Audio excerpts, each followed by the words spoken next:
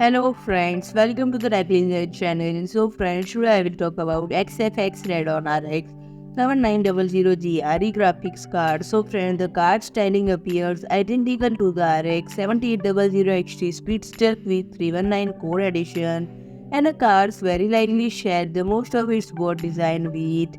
The 7900 GRE is based on compact Navi 30 work package and rumored to be being compatible with Navi 32, which is why most custom RX 7900 GRE cards appear to have board design closer to than RX 7800 XT counterparts than to custom RX 7900 XT cards. And friend, it is 33.5 cm long, 13 cm tall, and 3 slot thick. It features an aluminium pin stack heatsink that appears identical to that of at the RX 70W XT QICK 319, ventilated by a drive fan.